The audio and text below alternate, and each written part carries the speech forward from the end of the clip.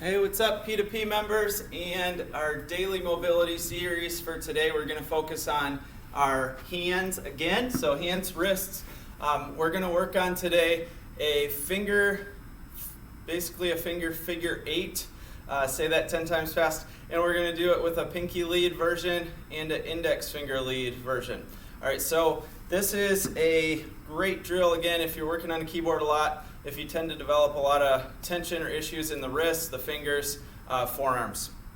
We're going to test and retest some accuracy in those hands today. So what I want you to do, we're going to take a ball. For the sake of the camera angle, I'm going to be kneeling. You don't have to be. You could be standing up for this or sitting in a chair. We're going to toss the ball. I want you to toss it above your head height and then work on catching it a few times with the left hand and the right hand. So give yourself maybe a score. If you can go five tosses, did you catch it 3 out of 5 times, 4 out of 5 times, 2 out of 5 times, or all 5 times? If you didn't catch it all 5 times and you have room for improvement on one hand or the other, that would be a good retest drill to come back to. If it's not challenging enough, you might start like throwing a ball a little bit harder against a wall and then still do right hand only catching, left hand only catching, and score yourself there. So on the pinky lead figure 8, we're going to find the pinky because the pinky is going to lead this movement. We're going to start out to the outside. I'm going to go kind of slow with this. We're then going to, so this is wrist extension to the outside. It's like serving a platter, like a waiter coming around with a tray, right? So we're coming around. We're then going to roll the pinky in and start to flex the fingers one at a time and then get into flexion. And this I call the finger puppet position. So if you've seen a finger puppet before, there you go. And then we're going to go from that finger puppet position back into extension, but opening one finger at a time. So I want you to open pinky, ring, middle, and then your pointer finger. You'll notice we're back to that start position. Pinky comes around the outside, closes one finger at a time, and then we're going to open one finger at a time. So you have the serving platter and the finger puppet, and then we're transitioning with that pinky opening and closing first from one to the other. As you smooth it out, if you use your imagination, you can see kind of where it would create this diagonal figure 8 shape. Okay, let's do that on the other side.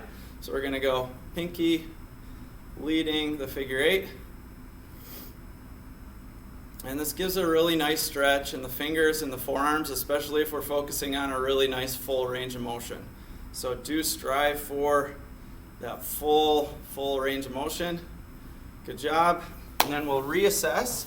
So you can go back to your ball toss and catch and do a few on each side.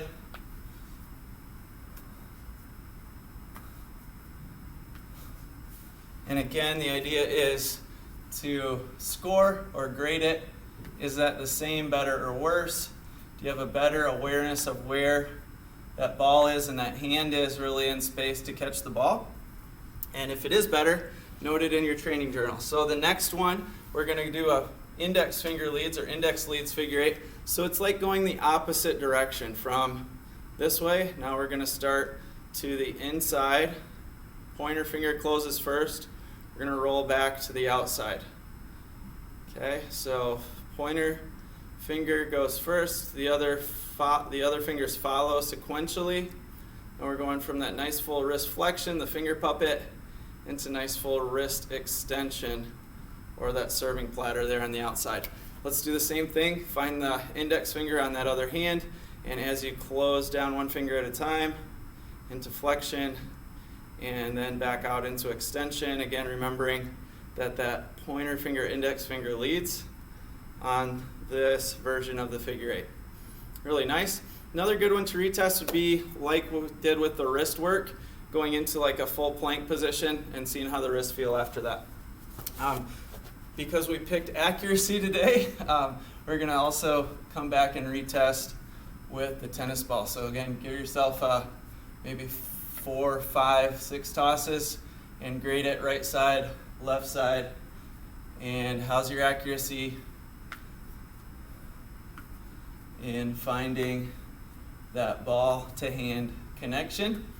Guys, I hope this was a helpful one for you. Remember, if you're at your desk working a lot, you start to develop some hand or wrist tension, or you want to improve your grip strength, maybe you're struggling with grip strength in your training sessions, come back and do the pinky or index figure lead figure eights. Thanks.